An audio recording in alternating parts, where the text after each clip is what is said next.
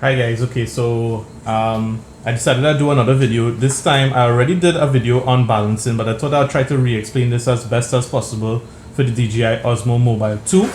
And please bear with the little noise.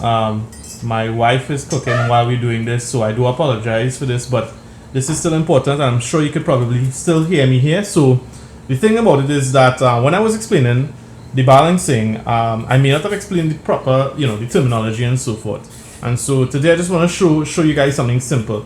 Initially, in order to balance the gimbal, you would of course have to put your device in, and so this is initially how the Osmo Mobile 2 looks until you put the actual phone device, whichever device that is, onto the gimbal.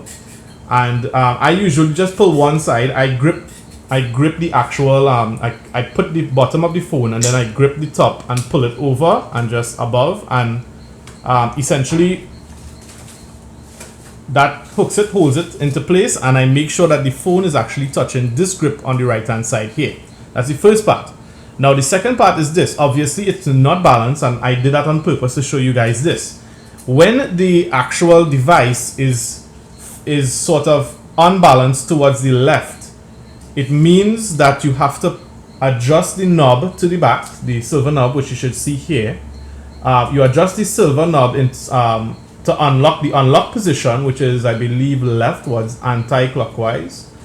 And because it's, as I said, balanced this way, because it's unbalanced, we have to pull it to the right hand side. Basically, it's like a counterbalance.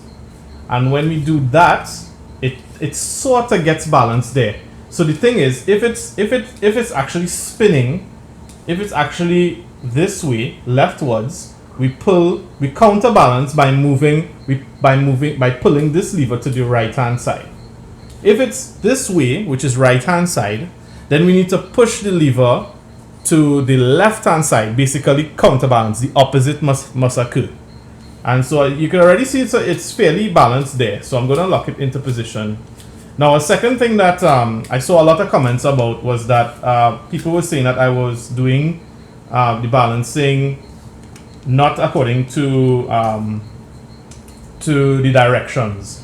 And I think particularly that had to do with this part, with balancing this way, because what DJI says in their video is that you must make sure that the phone is balanced sort of flat like this. And I didn't do that. Last time what I did was I did it this way. I made sure that it was already balanced this way. And in order to balance it upwards so that it already stays like that even when it's off, I told people to push the back of it forward upwards, and that would keep it automatically balanced, which I think is better, because to me it means less power needs to be used to lift the phone.